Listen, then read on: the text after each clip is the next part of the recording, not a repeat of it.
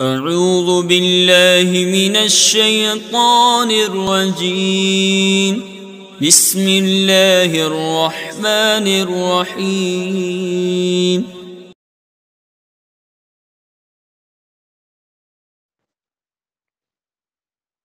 بسم اللہ الرحمن الرحیم۔ میں محمد خشنود عالم دارالعلوم غریب نواز پریاگراج جماعت رابعہ کے بچوں سے مخاطب ہوں اور شرح تہذیب کا درس چل رہا ہے۔ مصنف فرماتے ہیں وَإِلَّا فَشَرْطِيَّةٌ وَيُسَمَّى الْجُزْءُ الْأَوَّلَ مُقَدَّمًا وَالثَّانِي تَالِيًا،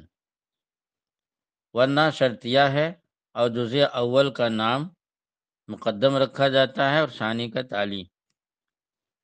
شارح کہتے ہیں قولہ وَإِلَّا فَشَرْطِيَّةٌ اے وَإِن لَّمْ يَكُنِ الْحُكْمُ بِثُبُوتِ شَيْءٍ لِشَيْءٍ، یعنی اگر ایک چیز کا ثبوت دوسری چیز کے لیے نہ ہو، یا او نفی ہی ان ہو، یا ایک چیز کی نفی دوسری چیز سے نہ ہو۔ والقضیۃ شرطیۃ، تو قضیہ شرطیہ ہے۔ سواء کان الحکم بثبوت نسبۃ علی تقدیر نسبۃ آخر، خواہ اس میں یعنی قضیہ میں ایک نسبت کا ثبوت دوسری نسبت کی ثبوت کے تقدیر پر ہو، او نفی ذالک ثبوت، اور یا اس ثبوت کی نفی کا ہو، او بالمنافات بین نسبتین، یا تو دونوں نسبتوں کے درمیان منافات کا حکم ہو، او سلب تلک المنافات، اور یا تو اس منافات کے سلب کا حکم ہو۔ فالاولی شرطیۃ متصلۃ، تو پہلی تقدیر پر قضیہ کا نام شرطیہ متصلہ رکھا جاتا ہے۔ والثانیۃ شرطیۃ منفصلۃ، اور دوسری تقدیر پر شرطیہ منفصلہ۔ وعلم ان حصر القضیۃ فی الحملیۃ والشرطیۃ علی ما قررہ المصنف عقلی دائر بین النفی والاثبات، جان لو کہ قضیہ کا حصر حملیہ اور شرطیہ میں جیسا کہ مصنف نے ثابت کیا ہے عقلی ہے، نفی اور اثبات کے درمیان دائر ہے۔ یہاں سے بتانا چاہتے ہیں کہ حصر کی دو قسمیں، ایک حصر عقلی اور ایک حصر استقرائی۔ حصر عقلی وہ ہے جو نفی اور اثبات کے درمیان دائر ہو، جیسے مثلا کہیں کہ زید انسان ہے یا لا انسان، تو ظاہر سی بات ہے کہ اب زید انسان بھی نہ ہو، لا انسان بھی نہ ہو، یہ محال ہے، کیونکہ اجتماع نقیضین ہوگا اور اجتماع نقیضین محال ہے۔ یا دونوں نہ ہو، یہ بھی محال ہے، کیونکہ دونوں نہ ہوگا تو ارتفاع نقیضین لازم آئے گا اور ارتفاع نقیضین بھی محال ہے۔ تو معلوم ہوا کہ ایک کا ہونا ایک کا نہ ہونا، نفی و اثبات کے درمیان جو حصر دائر ہو، اس میں ایک کا ہونا ایک کا نہ ہونا ضروری ہے اور اس کے خلاف کا ہونا محال ہے، اس لیے کہا جاتا ہے کہ حصر عقلی یقینی ہوتا ہے۔ اور حصر استقرائی وہ ہوتا ہے جو تتبع و تلاش کے ذریعے جس میں حصر کیا جائے۔ ظاہر سی بات ہے کہ تتبع و تلاش کے خلاف ہو سکتا ہے اور نہیں بھی ہو سکتا ہے، تو اس لیے کہا جاتا ہے کہ حصر استقرائی ظنی ہوتا ہے، یقینی نہیں ہوتا ہے۔ فاما حصر الشرطیۃ فی المتصلۃ والمنفصلۃ، لیکن شرطیہ کا حصر متصلہ منفصلہ میں تو یہ استقرائی ہے۔ قولہ مقدما لتقدمہ فی الذکر، اور مصنف کے قول مقدم یعنی وجہ تسمیہ بتا رہے ہیں کہ مقدم کو مقدم کیوں کہتے ہیں، تو اس کا جواب دیا کہ مقدم کا نام مقدم اس لیے رکھا گیا کہ یہ ذکر کے شروع میں ہوتا ہے، مقدم کا معنی جو شروع میں ہو۔ قولہ تالیا لطلوعہ عن الجزء الاول، اور تالی کو تالی اس لیے کہتے ہیں کہ تالی کا معنی ہوتا ہے جو بعد میں ہو، چونکہ یہ جزء اول کی طرف نسبت کرتے ہوئے بعد میں ہوتا ہے، اس مناسبت سے اس کو تالی کہتے ہیں۔ مصنف فرماتے ہیں والموضوع ان کان شخصا معینا سمیت القضیۃ شخصیۃ و مخصوصۃ، موضوع اگر شخص معین ہو تو قضیہ کا نام شخصیہ اور مخصوصہ رکھا جاتا ہے۔ وَإِن كَانَ نفس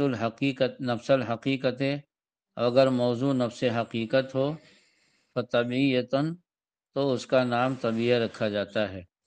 وَإِلَّا فَإِن بُيِّنَا کمیت و افراد ہی کلن و بازن، ورنہ اگر افراد کی مقدار کلن اور بازن بیان کر دی گئی ہو، فمحصورتن کلیتن اور جزیتن، تو محصورہ کلیہ ہے یا جزیہ ہے، یعنی اگر کلن افراد کی مقدار بیان کی گئی تو کلیہ ہے ورنہ جزیہ۔ وما بہ البیان و سورن، اور وہ لفظ جس کے ذریعے افراد کی مقدار بیان کی جائے اسے سور کہتے ہیں۔ اب شرح دیکھیں کہ شارح کہتے ہیں قولہ والموضوع ھذا تقسیم للفظ الحملیت باعتبار الموضوع، یہ تقسیم قضیہ حملیہ کی ہے موضوع کے اعتبار سے، للقضیۃ الحملیت باعتبار الموضوع، یہ تقسیم قضیہ حملیہ کی ہے موضوع کے اعتبار سے۔ ولذا لوحظ فی تسمیۃ الاقسام حال الموضوع، اسی لیے اقسام کے نام رکھنے میں موضوع کی حالت کا لحاظ کیا گیا۔ فیسمى ما موضوعہ شخص شخصیتاً، تو اگر موضوع شخص ہو تو قضیہ شخصیہ ہے۔ وعلی ھذا القیاس، اور اسی طرح دوسروں کو قیاس کر لیں۔ ومحصل التقسیم ان الموضوع اما جزئی حقیقی، تقسیم کا محصل یہ ہے کہ موضوع یا تو جزئی حقیقی ہوگا جیسے ہمارا قول ھذا انسان، اور یا تو کلی ہوگا دوسری تقدیر پر، پھر یا تو حکم و نفس حقیقت پہ ہوگا، یعنی افراد کا لحاظ اس میں نہیں ہوگا، صرف اس کے معنی اور مفہوم کا لحاظ ہوگا، تو یا تو اس کے نفس حقیقت پر حکم ہوگا، لاک کر کرو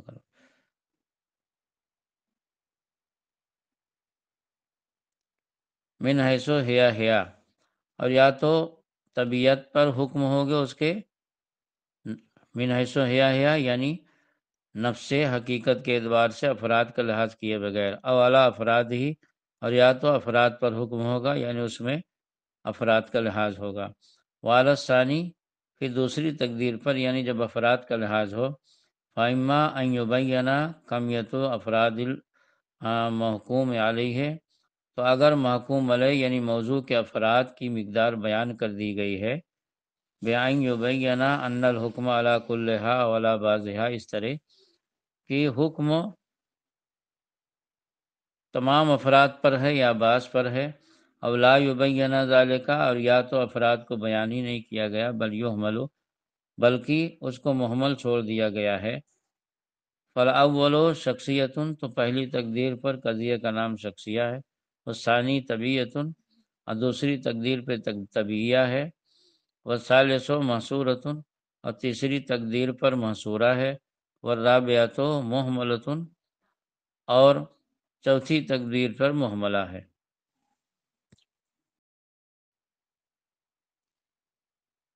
شارح کہتے ہیں ثم المحصورۃ ان بین فیہا ان الحکم علی کل افراد الموضوع فکلیہ، یعنی پھر محصورہ میں اگر موضوع کے تمام افراد پر جو حکم ہے وہ بیان کر دیا گیا ہو تو کلیہ ہے۔ وَإِن بُيِّنَ أَنَّ الْحُكْمَ عَلَى بَعْضِ أَفْرَادِهِ، اور اگر بیان کیا گیا ہو کہ حکم بعض افراد پر ہے، فجزیہ تو جزیہ ہے۔ وَكُلُّ مِنْهُمَا إِمَّا مُوجِبَةٌ أَوْ سَالِبَةٌ، پھر کلیہ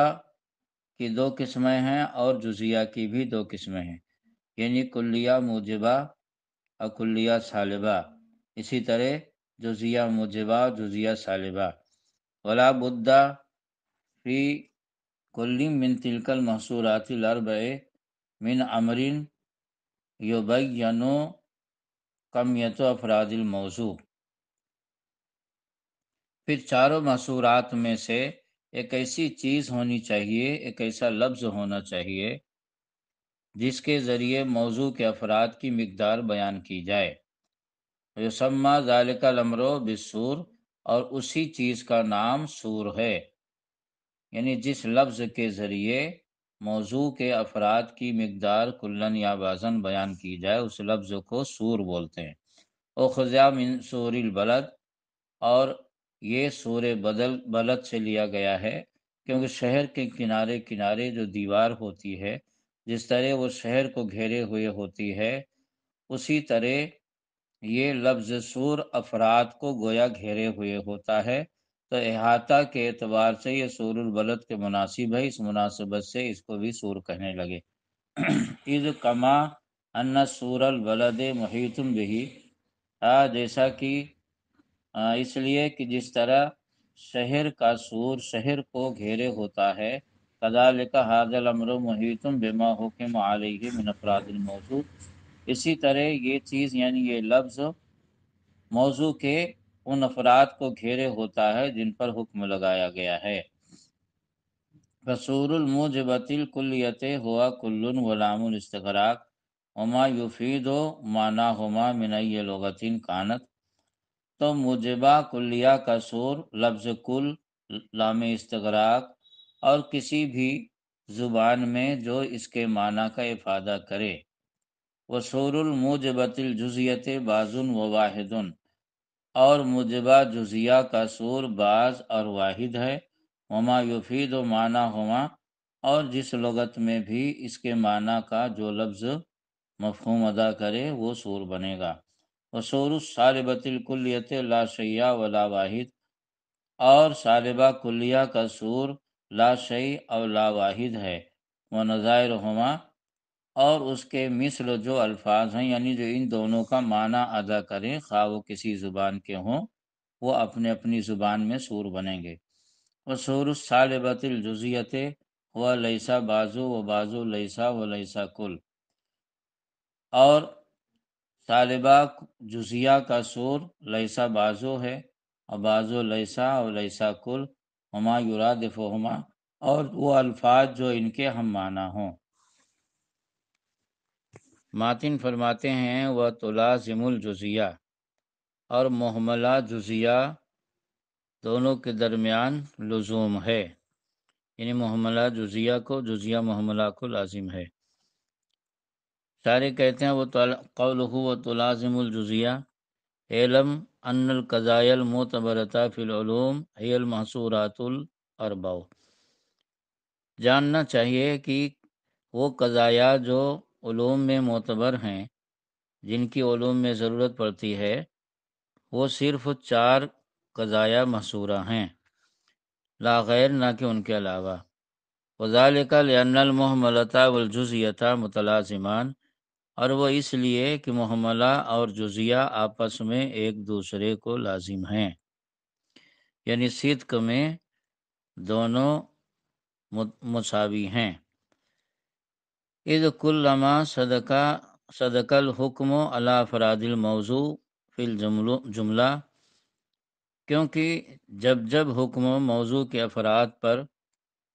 فی الجملہ صادق آئے گا، صدق علی بعض افراد ہی، تو بعض افراد پر بھی صادق آئے گا۔ فی الجملہ کا مطلب کہ جس کا افراد بیان نہ کیے گئے ہوں اور مقدار سے نظر انداز کیا گیا ہو، تو ظاہر سی بات ہے کہ اس صورت میں بھی کل پر حکم ہوگا یا بعض پر، کل پر حکم ہوگا یا بعض پر۔ تو کل پر ہوگا تب بھی بعض پر، اور بعض پر ہوگا تب بھی بعض پر، یعنی بعض بہر صورت مراد ہوگا۔ اور بالعکس، اور اسی طرح برعکس، فالمحملۃ مندرجۃ تحت الجزیہ، تو محملہ جزیہ کے تحت داخل ہے۔ والشخصیۃ لا یبحث عنہا بخصوصھا لأنہ لا کمال فی معرفت الجزیہ، اور شخصیت سے بحث نہیں کی جاتی خصوصیت کے ساتھ، اس کی خصوصیت کی وجہ سے، کیونکہ اس کی معرفت میں، اس کے جزیات کے معرفت میں کوئی کمال نہیں، کیونکہ لتغیرھا وعدم ثباتھا، کیونکہ جزیات آپس میں ایک دوسرے کے متغیر ہوتے ہیں، جزیات بدلتے رہتے ہیں اور ایک حالت پہ قائم نہیں رہتے۔ ہاں، کلیات ایک حالت پہ قائم رہتے ہیں، اس لیے اس سے متعلق بحث ہوتی۔ بل انما یبحث عنہا فی ضمن المحصورات، بلکہ ان سے بحث محصورات کے ضمن میں کی جاتی ہے، التی یحکم فیہا علی الاشخاص اجمالا، جس میں اشخاص پر اجمالاً بحث ہوتی ہے۔ والطبعیۃ لا یبحث عنہا فی العلوم اصلاً، اور طبیعہ سے متعلق علوم میں بالکل بحث نہیں ہوتی۔ فإن الطباع الکلیۃ من حیث نفس مفہومها، کیونکہ طباع کلیہ اپنے نفس مفہوم کے اعتبار سے کما ہوا موضوع، تو جیسا کہ وہ طبیعیہ کا موضوع ہے، لا من حیث تحققها فی ضمن الاشخاص، نہ کہ اشخاص کے تحقق کی حیثیت سے، غیر موجودۃ فی الخارج، یہ خارج میں موجود نہیں ہوتی۔ فلا کمال فی معرفت احوالها، لہذا اس کے جاننے میں کوئی کمال نہ رہا۔ فن حسر القضایا المعتبرۃ فی المحصورات الاربع، تو قضایا جو علوم میں معتبر ہیں وہ 4 میں منحصر ہو گئے۔ شارح کہتے ہیں ثم القضایا الحملیۃ المعتبرۃ باعتبار وجود موضوعها، یعنی پھر وہ قضایا جن کا علوم میں اعتبار ہوتا ہے اپنے موضوع کے اعتبار سے، ان کی ثلاثۃ اقسام، 3 قسمیں ہیں۔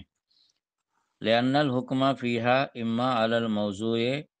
الموجود فی الخارج، کیونکہ اس میں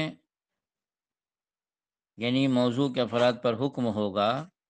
تو یا تو اس اعتبار سے کہ وہ خارج میں موجود ہیں محققاً، یعنی حقیقتاً، جیسے کل انسان حیوان، ہر انسان حیوان ہے، تو اس کا مطلب یہ ہے کہ کل انسان موجود فی الخارج حیوان فی الخارج، یعنی ہر انسان کے وہ تمام افراد جو خارج میں فی الوقت موجود ہیں وہ سب زندہ ہیں، یعنی حیوان ہیں۔ وَإِمَّا عَلَى الْمَوْضُوعِ الْمَوْجُودِ فِي الْخَارِجِ مُقَدَّرًا، اور یا تو حکم اس اعتبار سے ہوگا موضوع پر کہ خارج میں جو افراد فرض کیے گئے ہیں، یعنی ابھی فی الوقت موجود نہیں ہیں بلکہ آئندہ آئیں گے، اور خارج میں ان کا آنا فرض کر لیا گیا ہے، تو جیسے کل انسان حیوان، ہر انسان حیوان ہے، تو یہاں انسان کے وہ افراد جو فرض کر لیے گئے ہیں ابھی موجود نہیں ہیں، اس اعتبار سے جب بولا جائے گا تو مراد یہ ہوگا کہ یعنی بمعنی انا کل ما لو وجد فی الخارج وکانا انسانن، یعنی اس معنی کر کے کہ انسان کے وہ تمام افراد جو خارج میں پائے جائیں اور انسان ہوں گے، فہو علی تقدیر وجود ہی حیوان، تو اپنے اس وجود کی تقدیر پر وہ حیوان ہوں گے، یعنی جب پیدا ہوں گے۔ وحاذل موجود المقدر انما اعتبروہ فی الافراد الممکنہ، مگر شرط یہ ہے کہ خارج میں جب انسان کے افراد فرض کیے جائیں تو ان سے مراد افراد ممکنہ ہوں، یعنی جن کا آنا ممکن ہے، جو آ سکتے ہیں، لل ممتنع، مگر خارج میں موضوع کے وہ افراد جو کبھی آ ہی نہیں سکتے ہیں، جن کا آنا محال ہے، تو اس میں اس طرح کا حکم موضوع پر نہیں لگتا ہے۔ مثلا لاشے کے افراد، کہ لاشے کے افراد ذہن فرض کرتا ہے اور امتناع کا حکم لگانے کے لیے، مگر حقیقتاً خارج میں وہ نہیں آ سکتے، کیونکہ اگر خارج میں آ گئے تو شے ہو جائیں گے، پھر لاشے رہیں گے ہی نہیں۔ اسی طرح شریک الباری پر امتناع کا حکم لگانے کے لیے ذہن فرض کرتا ہے، مگر خارج میں اس کے افراد نہیں آ سکتے ہیں، ان کے خارج میں افراد کا آنا شریک الباری کے محال ہے۔ وَإِمَّا عَلَى الموضوع الموجود فی الذہن، اور یا تو حکم و موضوع کے افراد پر، ان افراد پر ہوگا جو ذہن میں موجود ہیں، جیسے شریک الباری ممتنعون، جیسے تیرا قول شریک الباری ممتنون کی اللہ تعالیٰ کا شریک محال ہے، یہاں پر مراد یہ ہے کہ بمعنی انا کلا مالو وجدہ فی العقل ویفرزہ العقل، اس معنی کر کے کہ وہ افراد جو عقل میں پائے جائیں، یعنی عقل ان کا تصور کرے اور عقل ان کو فرض کرے شریک الباری، فہوا موصوف فی الذہن بالامتناع، تو وہ ذہن میں امتناع سے موصوف ہوں گے، کیونکہ وجود قضیہ موجبہ کے لیے وجود موضوع ضروری ہے، چاہے ذہن میں وجود موضوع ہو چاہے خارج میں یا فرض کیا جائے۔ تو جب کسی چیز پر محال کا حکم لگایا جاتا ہے تو ذہن اس کا تصور کرتا ہے اور اس کے فرضی افراد کا تصور کر کے اس کے پر امتناع کا حکم لگا دیتا ہے، یہ اسی کی مثال ہے۔ وہذا انما اعتبروہ فی الموضوعات التی لیست لہا افراد ممکنۃ تحقق، اور یہ اس سے مراد وہ افراد ہیں، وہ موضوعات ہیں، اس کا اعتبار ان موضوعات میں ہوتا ہے جن کے لیے افراد ممکنۃ التحقق خارج فی الخارج نہیں ہیں، یعنی جو خارج میں پیدا نہیں ہو سکتے ہیں، محض ذہن ان کے افراد کا تصور امتناع کا حکم لگانے کے لیے کرتا ہے، حقیقتاً وہ خارج میں نہ پائے جاتے ہیں اور نہ کبھی پائے جا سکیں گے، کیونکہ خارج میں پایا جانا محال ہے، اور محال کہتے ہی اس کو ہیں جو نہ ہو سکے، کیونکہ جو ہو سکے یا ہو جائے وہ محال نہیں رہے گا۔ ہیں وقد یجعل حرف السلب جزء من جزین، اور حرف سلب جزء من جزین، حرف سلب قضیہ کے جز کا جز بنا دیا جاتا ہے، فیسمى معدولہ، تو اس وقت قضیہ کا نام معدولہ رکھا جاتا ہے، وإلا فمحصلہ، ورنہ محصلہ۔ شارح کہتے ہیں قولہ حرف السلب کلا ولیسا وغیرہما مما یشارکہما فی معنی سلب، جیسے حرف سلب، مصنف کا قول حرف سلب جیسے لا، لیسا اور اس کا ہم معنی کسی بھی زبان میں جو اس کے معنی میں شریک ہو، سلب کے معنی میں جو شریک ہو، قولہ من جزء اے من الموضوع فقط او من المحمول فقط او من کلہما، جز کا جز اس سے مراد موضوع ہے صرف یا محمول ہے یا دونوں ہے، یعنی حرف سلب لا اور لیسا وغیرہ محمول کا جز بنے یا موضوع کا جز بنے یا تینوں کا جز بنے۔ تو القضیۃ علی الاول، تو پہلی تقدیر پر قضیہ یعنی جب موضوع کا جز بنے تو معدولۃ الموضوع نام رکھتے ہیں، دوسری تقدیر پر معدولۃ المحمول، اور تیسری تقدیر پر معدولۃ الطرفین، یعنی جس طرح سے وہ جز بنے گا اسی اعتبار سے اس کا نام رکھیں گے تاکہ سمجھ میں آئے کہ موضوع کا جز ہے یا محمول کا یا دونوں کا۔ قولہ معدولہ، معدولہ کا لفظی معنی ہے جس کو پھیر دیا جائے۔ اس قضیہ کا نام معدولہ کیوں رکھا؟ شارح اس کی وجہ تسمیہ بیان فرماتے ہیں، کہتے ہیں کہ لأن حرف سلب موضوع لسلب النسبہ، کیونکہ حرف سلب کی وضع اس لیے ہوئی ہے کہ وہ نسبت کو سلب کرے، فَإِذَا اسْتُعْمِلَ لَا فِي هَذَا الْمَعْنَى، تو جب یہ اپنے معنی کے غیر میں استعمال ہوا، کانا معدولاً ام معناہ الاصلی، تو گویا یہ اپنے معنی اصلی سے پھیر دیا گیا، فسمیت القضیۃ التی ھذا الحرف جزء من جزئھا، تو وہ قضیہ جس کا یہ حرف سلب جز ہو تو اس کا نام معدولہ رکھا جاتا ہے، تسمیت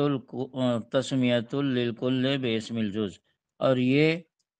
کل کا نام رکھنا جز کے نام کے ساتھ ہوا، مطلب یہ ہے کہ اس میں پورے قضیہ میں صرف حرف سلب کو اس کے معنی اصلی سے پھیرا گیا، پورے قضیہ کو نہیں پھیرا گیا، تو جو نام معدولہ تو جز ہوا، پورا قضیہ معدولہ نہیں ہوا، لیکن پھر بھی پورے قضیہ کو معدولہ کہتے ہیں۔ تو بلاغت میں اس کو کہتے ہیں تسمیۃ للکل باسم الجز،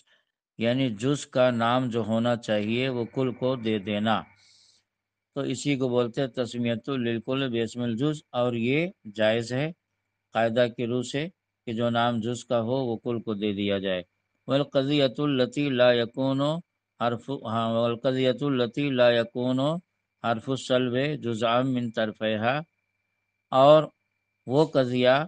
جس کے کسی بھی طرف کا حرف سلب جز نہ ہو، یعنی نہ موضوع کا جز ہو، نہ محمول کا، نہ دونوں کا،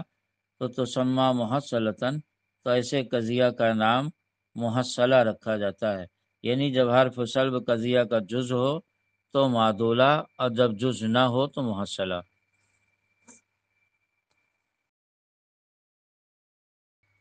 ماتن فرماتے ہیں وقد یسرہ بکیفیت نسبہ فموجہہ، یعنی کبھی نسبت کی کیفیت کی صراحت کر دی جاتی ہے تو قضیہ کا نام موجہہ رکھا جاتا ہے۔ وما بہل بیان و جہتن، اور وہ لفظ جس کے ذریعے کیفیت کو بیان کیا جائے اس کا نام جہت رکھا جاتا ہے۔ وَإِلَّا فَمُطْلَقًا، ورنہ تو قضیہ کا نام مطلقہ رکھا جاتا ہے، یعنی وہ قضیہ جس میں اس کی نسبت کی کیفیت لفظوں میں بیان نہ کی جائے اس قضیہ کو مطلقہ کہیں گے، اور جس قضیہ کی نسبت کی کیفیت لفظوں میں بیان کر دی جائے اسے موجہہ کہیں گے۔ شارح کہتے ہیں قولہ بکیفیت نسبہ، نسبت المحمول الی الموضوع سواء كانت ایجابیۃ او سلبیۃ تکون لا محالۃ مکیفۃ فی نفس الامر والواقع بکیفیت مثل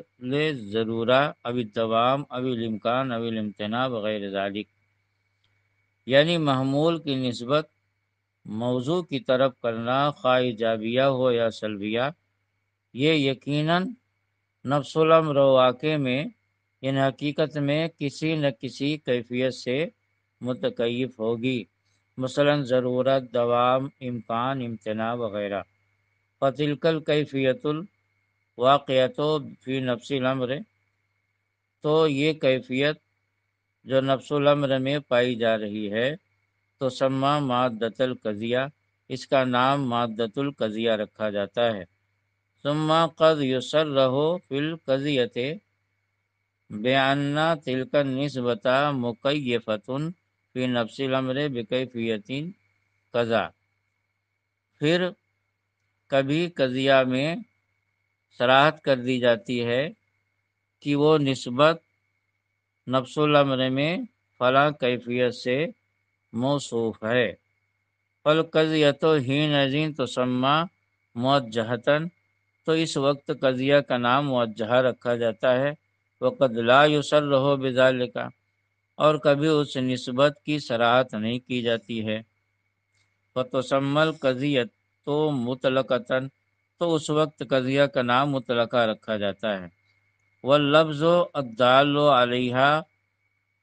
فی القضیۃ الملفوظۃ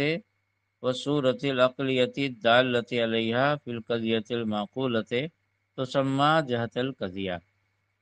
اور وہ لفظ جو نسبت پر دلالت، کیفیت پر دلالت کرے قضیہ ملفوظہ میں اور صورت عقلیہ میں، جو اس پر دلالت کرے تو اس کا نام قضیہ معقولہ میں جو اس کیفیت پہ دلالت کرے تو اس کا نام جہت قضیہ رکھتے ہیں۔ فَإِن طَابَقَتِ الجہۃ المادۃ صدقت القضیۃ، تو اگر جہت مادہ کے مطابق ہو، یعنی جو لفظ بیان کیا گیا ہے کیفیت پہ دلالت کرنے کے لیے تو وہ لفظ کیفیت کے مطابق ہو، کیفیت لفظ کے مطابق ہو تو قضیہ صادق ہوگا۔ جیسے ہمارا قول الانسان حیوان بالضرورہ، کہ انسان جاندار ہے، یعنی انسان کا جاندار ہونا ضروری ہے، تو یہ لفظ بالضرورہ چونکہ جاندار ہونا ضروری ہے حقیقت میں، اور جو لفظ بیان کیا گیا وہ اس کے مطابق ہے۔ لہذا قضیہ صادق کہا جائے گا۔ وَإِلَّا کذبت، ورنہ قضیہ کو کاذب کہا جائے گا۔ کَقَوْلِنَا کُلُّ انسان حجر بالضرورہ، جس سے ہمارا قول ہر انسان پتھر ہے بالضرورہ۔ تو یہاں پر انسان پتھر نہیں ہے، یعنی حقیقت میں انسان پتھر نہیں ہے، اور لفظوں میں کہا جا رہا پتھر ہے، لہذا بالضرورہ جو لفظوں میں کیفیت بیان کی گئی ہے وہ حقیقت کے مطابق نہیں ہے، لہذا یہ قضیہ کاذب کہلائے گا۔ مصنف فرماتے ہیں الثانی انہا ضروریت ما دام الوصف العنوانی ثابتا لذات الموضوع، یعنی دوسری صورت نسبت کے ضروری ہونے کی یہ ہے کہ نسبت ضروری ہو جب تک وصف عنوانی ذات موضوع کے لیے ثابت ہو، یعنی موضوع اسم صفت ہو اور وہ صفت موضوع کے افراد کے لیے جب تک ثابت ہو تب تک محمول کا ثبوت موضوع کے لیے ہو، ورنہ نہیں۔ جیسے کلو کاتبین متحرک الاصابع بضرورت ما دامہ کاتبہ، تو اس میں موضوع کلو کاتبین ہے، اور کاتب کی صفت کتابت ہے، تو متحرک الاصابع جو محمول ہے یعنی انگلی کا ہلانا، یہ اسی وقت تک ثابت رہے گا جب تک کہ کاتب کے افراد وصف کتابت سے موصوف رہیں گے، اور جب وہ لکھنا بند کر دیں گے تو انگلی کا ہلنا بھی بند ہو جائے گا۔ لہذا یہاں پر محمول کا ثبوت یا سلب موضوع کے لیے اس شرط کے ساتھ ہے کہ موضوع میں جو اسم صفت ذکر کیا گیا ہے وہ صفت موضوع کے افراد کے لیے جب تک پائی جائے گی تب تک محمول کا ثبوت یا سلب موضوع کے لیے ضروری ہوگا۔ تو ہر لکھنے والا انگلی ہلانے والا ہوتا ہے جب تک کہ وہ لکھنے والا ہے۔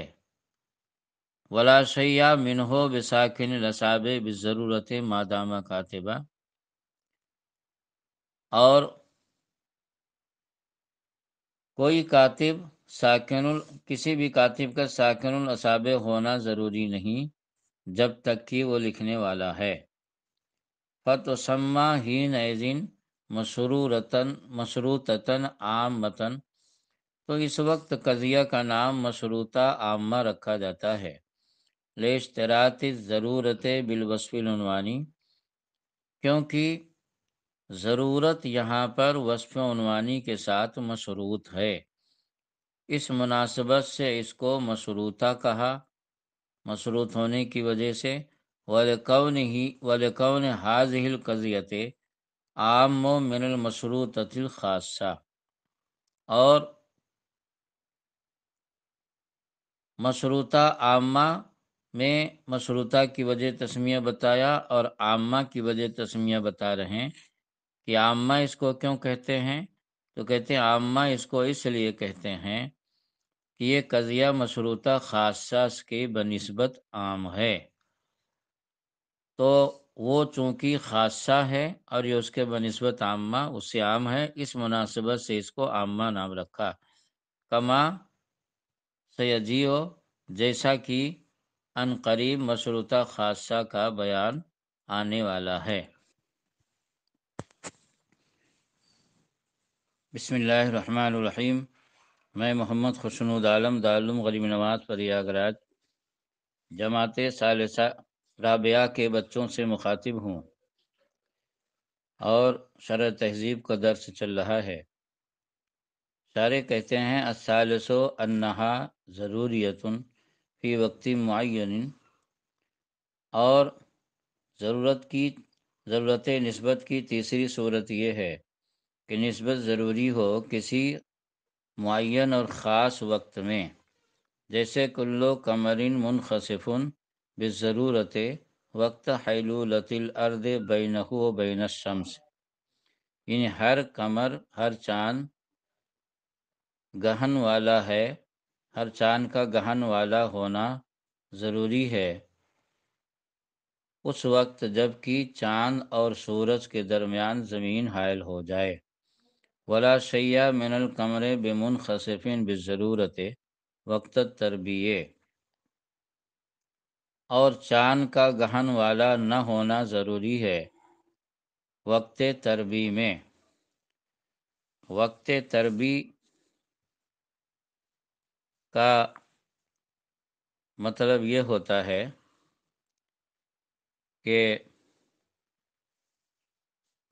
جو آسمان میں 12 برج ہیں،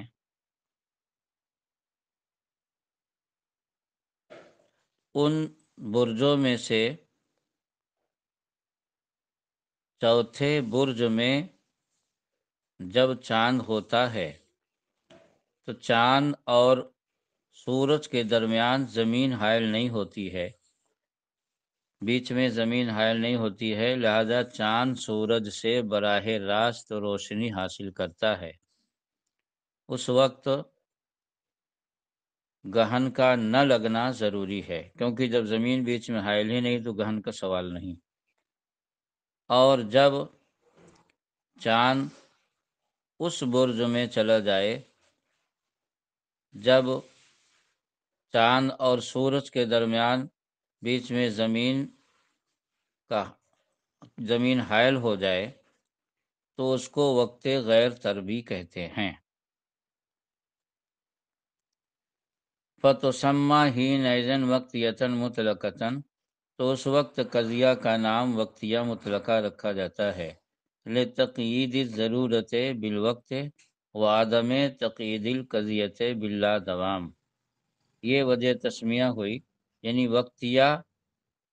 تو اس لیے نام رکھتے ہیں کہ ضرورت وقت کے ساتھ مقید کر دی گئی ہے، اور مطلقہ اس لیے نام رکھتے ہیں کہ یہ لادوام کی قید کے ساتھ مقید نہیں ہے۔ الرابع انہا ضروریۃ فی وقت من الاوقات، اور ضرورت نسبت کی چوتھی صورت یہ ہے کہ نسبت ضروری ہو وقتوں میں سے کسی وقت میں،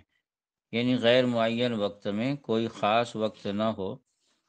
نہ تو ہر وقت ہو اور نہ کوئی خاص وقت ہو، بلکہ کسی وقت بھی، کسی بھی غیر معین وقت میں محمول کو ثبوت یا سلب موضوع کے لیے ضروری ہو۔ جیسے ہمارا قول کل انسان متنفس بالضرورہ وقتا ما، ہر انسان کا سانس لینا ضروری ہے وقتوں میں سے کسی وقت میں، اور کسی انسان کا سانس نہ لینا، اور انسان میں سے کسی کا سانس نہ لینا، یعنی ہر انسان کا سانس نہ لینا ضروری ہے وقتوں میں سے کسی وقت میں، کیونکہ انسان جب سانس کھینچتا ہے تو اس کو بولتے ہیں کہ سانس لے رہا، اور جب سانس پھینکتا ہے تو اس کو کہتے ہیں سانس نہیں لے رہا۔ تو انسان کا سانس کھینچنا بھی ضروری ہے، پھینکنا بھی ضروری ہے، اور اس کا کوئی وقت معین نہیں ہے کہ کس وقت سانس کھینچے گا، کس وقت پھینکے گا۔ تو یہ وقتوں میں سے کسی وقت میں سانس لینا بھی ضروری ہے اور سانس پھینکنا بھی ضروری ہے۔ ایسے قضیہ کا نام منتشرہ مطلقہ رکھا جاتا ہے، لکون وقت ضرورت فیہا منتشرۃ، کیونکہ اس میں وقت ضرورت منتشر ہوتا ہے، اے غیر معین، یعنی غیر معین ہوتا۔ منتشر کا معنی یہاں پر غیر معین، جس کا کوئی خاص وقت معلوم نہ ہو، اور قضیہ چونکہ لادوام کے ساتھ مقید نہیں ہے اس لیے مطلقہ نام رکھا گیا۔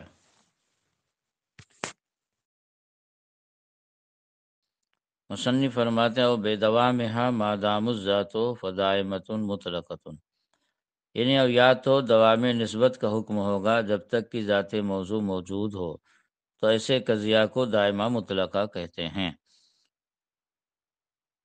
شارح کہتے ہیں کہ قولہ فدائمہ مطلقہ، والفرق بین الضرورت والدوام ان الضرورت ہی استحالۃ انفکاک شیء عن شیء، یعنی دوام اور ضرورت کے درمیان فرق یہ ہے کہ ضرورت ایک شے کا دوسری شے سے جدا ہونا محال ہے، یعنی ضرورت کے معنی یہ ہیں کہ ایک شے دوسری شے سے جدا نہ ہو سکے، اور دوام کا مطلب یہ ہے کہ ایک شے دوسری شے سے جدا نہ ہو، وَإِلَّمْ يَكُنْ مُسْتَحِيلًا، اگرچہ جدا ہونا محال نہ ہو، كَدَوَامِ الْحَرْكَةِ لِلْفَلَكِ، جیسا کہ فلاسفہ کے اعتبار سے آسمان کی حرکت کا دائمی ہونا۔ سمت دوام و آنی عدم و انفکاک نسبت الایجابیت او السلبیت عن الموضوع، پھر دوام یعنی نسبت کا جدا نہ ہونا، خواہ موجبہ ہو یا سالبہ موضوع سے، یا تو ذاتی ہوگا یا وصفی ہوگا۔ فَإِنْ كَانَ الْحُكْمُ فِي الْمُوَجَّهَةِ بِالدَّوَامِ الذَّاتِي، تو اگر قضیہ موجہہ میں حکم و دوام ذاتی کا ہو، یعنی یہ کہ نسبت موضوع سے محمول کی نسبت کا محمول کی نسبت موضوع سے جدا نہ ہو، مادامہ ذات الموضوع موجودتاً، جب تک کہ ذات موضوع موجود ہو، تو سمیت القضیۃ دائمتاً، تو قضیہ کا نام دائمہ رکھا جاتا ہے، لاجتماعها علی الدوام، کیونکہ وہ دوام کو شامل ہے۔ وہ مطلقتاً، اور قضیہ کا نام مطلقہ اس لیے رکھا جاتا ہے کہ لعدم تقیید الدوام بالوصف العنوانی، کہ وہ وصف عنوانی کو شامل نہیں ہوتی، کیونکہ وصف عنوانی کو جب وصف عنوانی کی قید کے ساتھ مقید نہیں تو گویا مطلق ہے، اس مناسبت سے اس کو مطلقہ کہتے ہیں۔ مصنف کہتے ہیں وَإِنْ كَانَ الْحُكْمُ بِالدَّوَامِ الْوَصْفِ أي بعدم انفکاک النسبت عن ذات الموضوع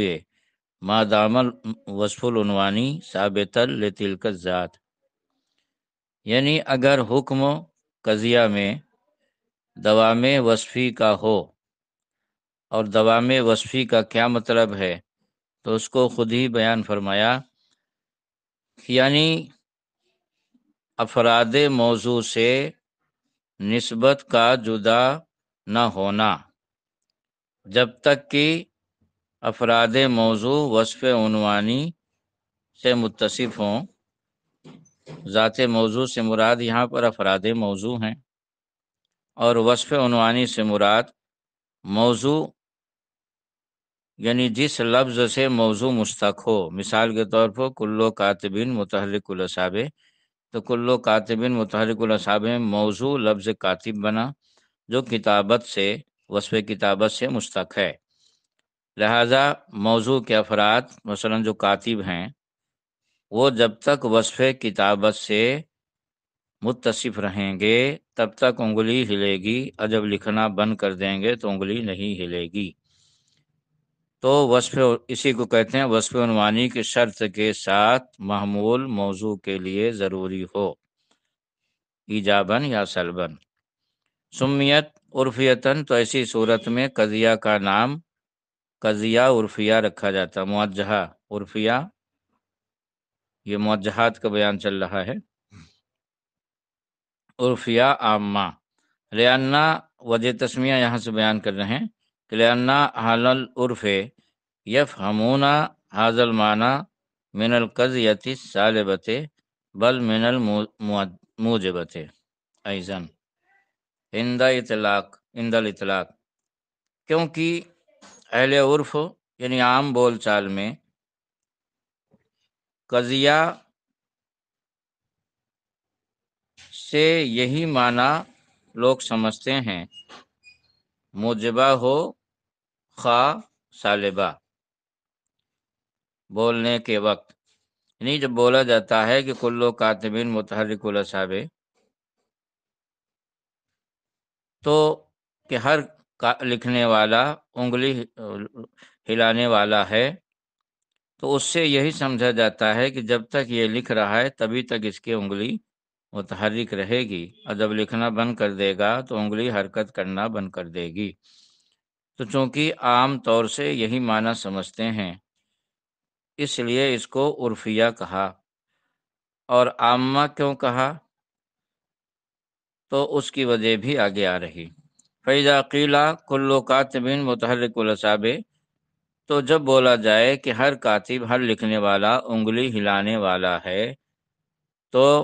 فَهَمُوا أَنَّ هَذَا الْحُكْمَ ثَابِتٌ لَهُ مَا دَامَ كَاتِبًا، تو لوگ یہی سمجھتے ہیں کہ یہ حکم کاتب کے لیے اسی وقت تک ثابت ہے جب تک کہ وہ لکھنے والا ہے۔ وَعَامَّہ، اور عرفیہ کے ساتھ اس کا نام جو عامہ رکھا، یعنی عرفیہ عامہ، تو عرفیہ کی تو یہ وجہ ہوئی کہ عرف عام میں یہ معنی سمجھتے ہیں لوگ، اور عامہ اس لیے نام رکھا کہ لِکَوْنِہَا عامہ من العرفیۃ الخاصۃ التی سیجیء ذکرھا، کیونکہ عامہ اس کا نام اس لیے رکھا کہ عرفیہ خاصہ سے عام ہے، جس کا بیان، جس کا ذکر عن قریب آنے والا ہے۔